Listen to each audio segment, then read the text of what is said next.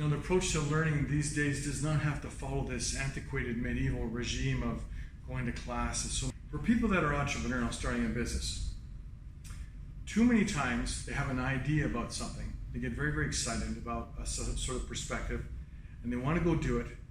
And they don't have the patience to sit back and think, gee, there's 7 billion people on this planet. Maybe somebody else has thought of something like that. So that's one of the things that needs a little bit of humility to be able to, you know, come up with that sort of understanding, right?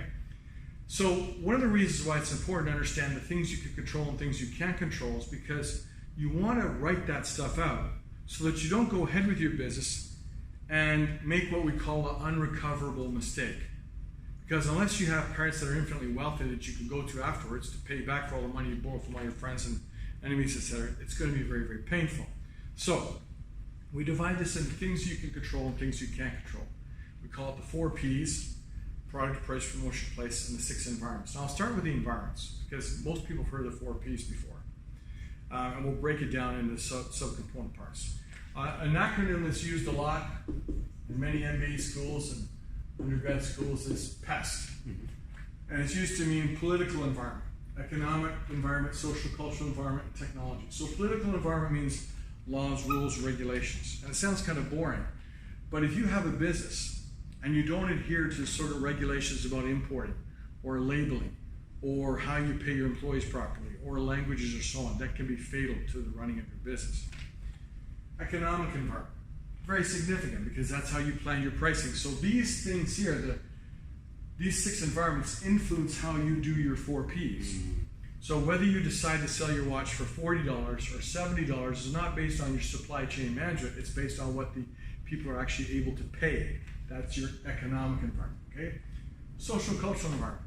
Social cultural environment is when I walk into class and say, "Annyeonghaseyo," Koreans will laugh and I say "Wagwan," everybody laughs because they're not Jamaicans, but they all know that because they watch Cable Pulse 24. So the social cultural environment is all kinds of things about, you know, making jokes about people's orientation because it's okay to do that now. We're past being nervous about it, right? There's all kinds of things about social cultural environment in terms of languages and how you have TV commercials where you've got a white guy and a black woman and a dog that may or may not be, you know, so on, and it's all in one sort of so everybody who watches a TV commercial thinks it's inclusive. That's the social cultural environment, right? Things like multi-generational houses and how you sit in the vehicle. Technological environment. Technological environment is as simple as 12-year-old girl walking around Nathan Road in Hong Kong going, "Oh, got Wi-Fi." Why? Because she's 12. She doesn't have a job. She can't pay for her own phone, right? And her parents are sick and tired of the phone bills for the 16-year-old kid. And so that's why the technological environment is important. Technological environment, things like if you've got videos on your website and the file size is too large, people can't open them. They got to be smaller pictures so they can load faster. That's all about the technological environment. Now, that's not it. There's more. There is also the competitive environment and the geographic environment, right? To some extent, almost everything you do relies on whether you do or don't have competition. Because if you don't have competition, you can sell it in one size, medium, one color, black, and that's it. Competition does not force you to have a variety of colors and a variety of sizes. So the corollary to this is when you graduate, you're working for a company, you want to work for a company like Rolex because there's not a lot of Rolex competition. There's companies that sell super expensive watches, but most of them are in the $50 to $150 category, right? So you want to work for a Cadillac dealership, not necessarily for a Toyota dealership.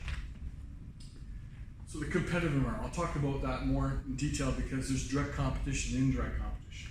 The geographic environment. Now, a lot of my professor colleagues don't want to include that, but my premise is saying that these are the things which influence business in a broad category, right?